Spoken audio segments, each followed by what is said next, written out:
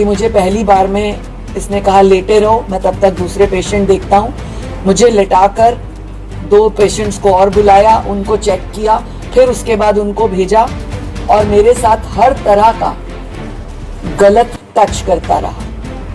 हर private part पर touch किया इसने, बुरे तरीके से टच किया। इसने इसकी छाती को मसलने की कोशिश की, गलत काम किया। उसने उसके प्राइवेट पार्ट में 4-5 बार गलत कार्य किया। उसके कपड़े निकाले, लोअर क्लोथ्स, खुद के कपड़े निकाले, लोअर क्लोथ्स, और फिर बाथरूम में जाकर उसके बालों को पकड़ा और उसे कहा किसी को बताना मत। इससे दुर्भाग्यपूर्ण नहीं हो सकता। एक ओपीडी में अगर लड़की का चेकअप हो रहा है तो वहां एक लेडी नर्स होनी जरूरी है। जो एक व्यक्ति वहां पर था भी, जिसका मुझे अभी नाम बताया जाए, वो आदमी था, उसको इस लड़की ने इशारा किया कि मेरी हेल्प करो, तो वो बाहर चला गया। फिर इस बच्ची ने अपने नेक्स्ट पेशेंट को बताया कि मेरे साथ ऐसे हुआ। उसने हॉस्पिटल के स्टाफ को बोला, वो स्टाफ ऊपर बताने गया, कहां ये अभी पता लगेगा, मुझे डिटेल में बताएं। फिर भी कोई बात नहीं हुई। उस व्यक्ति ने 4 बार 10-10 मिनट के बाद आके इस लड़की को चेक किया और फिडलिंग की, बैड फिडलिंग की, जिस वजह से लड़की की एक्सेस ब्लीडिंग स्टार्ट हो गई। और उस लड़की की अभी 2 दिन से ब्लीडिंग कम है और वो इतने ट्रॉमा में है। और बार बार उससे पूछ लेना, तेरी मम्मी नहीं है, तेरे साथ कौन आया है, तेरी दादी आई है। और उसके पिता की खुद तबीयत खराब थी, उनको कहा कि आप जाइए, मैं बच्ची को देखता हूं, आप अपने चेकअप करा के लाओ। जब एक बच्ची के साथ एक पिता आया है, आप उसको ऐसे बोलेंगे? आप या मैं, मीडिया वाले, डॉक्टर्स, नर्सेज, ऑफिसर्स, कोई भी जब अस्पताल जाता है, जो उसके साथ जाता है, क्या उसको बाहर भेज दिया जाता है? अगर लेडी गई है तो लेडी नर्स को बुलाया जाता है। अगर जेंट्स हस्बैंड साथ है तो, वैसे तो हस्बैंड भी मना नहीं होता। अगर मेल प्रॉब्लम है, पत्नी साथ गई है, तो भी मना नहीं होता। फिर भी एक पर्दे के नाते, शर्म के नाते हम कई बार कहते हैं, बहन जी आप बाहर बैठिए और दूसरा देखेगा। क्या किसी डॉक्टर ने ऐसे में नर्स को बुलाया और किया? नहीं। तो ये बहुत सारी चीजें हैं जिसको देखा जाना चाहिए। वो 3 नर्सें जो उस टाइम ड्यूटी पे थी, उस ओपीडी में, उस कमरे में उस लड़की के साथ क्यों नहीं थी? उनके पास कोई जवाब नहीं है। उन तीनों नर्सेज के खिलाफ सीएमओ को मैं निवेदन करती हूँ आदेश के साथ कि कार्रवाई करें। डीजी हेल्थ को निवेदन के साथ कहूंगी कार्रवाई करें कि वो तीनों नर्स अंदर क्यों नहीं थी। इसका सीधा सीधा मतलब ये निकलता है कि ये डॉक्टर इन नर्सेज के साथ एक अंडरस्टैंडिंग में है कि जब कोई लड़की पेशेंट आएगी तुम बाहर ही रहना। ये सीधा सीधा मतलब निकलता है। अगर मेरी ये बात गलत है कि नहीं, ये मतलब नहीं निकलता, तो तीनों नर्सेज में से एक नर्स युवा छोटी बच्ची, 15 साल की बच्ची के चेकअप के दौरान वहां खड़ी क्यों नहीं मिली? इसके लिए मैं आपको अपना उदाहरण दूंगी। पिछले 2 वर्ष पूर्व मुझे कोई दिक्कत हुई, मेरा इलाज अपोलो हॉस्पिटल में चला।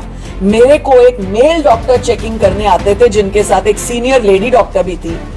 लेकिन जब मेरा चेकअप होता था, अगर वो डॉक्टर मेल डॉक्टर अकेले है तो उसी टाइम एक नर्स को बुलाते थे फोन करके कि आप आइए, मैडम आई हैं। वो नर्स खड़ी रहती थी और मेरा चेकअप होता था। तो यहां ऐसी क्या बीमारी है, ऐसी क्या दिक्कत है? अगर वहां के डॉक्टर ने मेरे को होते हुए एक लड़की को बुलाया और खड़ा रखा, तो यहाँ क्या दिक्कत है?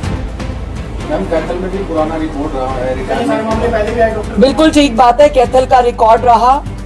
ये मैं पूरी जांच कर रही हूँ और डीजी साहब को मैंने ये बोला भी है कि ऐसी क्या इसमें क्वालिटी थी कि रिटायर के बाद इसको यहाँ रखा गया।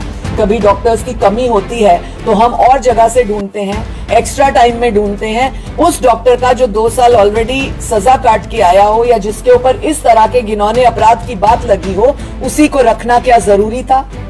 अब उसने ये कांड कर दिया, अब इसका जिम्मेदार कौन? उस टाइम के जिस पीएमओ ने फाइल बनाई है, जिस भी पीएमओ ने उसको रखा, अगर वो कहते हैं, मेरी बात हुई डीजी से, डीजी ने मुझे बताया कि इसका जो केस चल रहा था वो क्लियर साबित हुआ। जब हमारे को एक व्यक्ति के लिए डाउट है, बात है, तो उस व्यक्ति को रखना क्यों? अगर रखा तो फीमेल चेकिंग्स के लिए क्यों रखा? अगर फीमेल चेकिंग्स के लिए भी रखा तो एक नर्स फीमेल क्यों नहीं है उस टाइम में? ये बहुत सारे प्रश्न उठते हैं। इमीडिएट इफेक्ट से इस पीएमओ को, जिसके होते हुए जो डॉक्टर्स, जो हॉस्पिटल की इंचार्ज होती मानी जाती है, जिसके होते वो तीनों नर्स ड्यूटी पे थी और एक भी अंदर नहीं थी, और लड़की के साथ इतनी बदसलूकी हुई, क्या वो जिंदगी में अपनी इस बात को भूल पाएगी?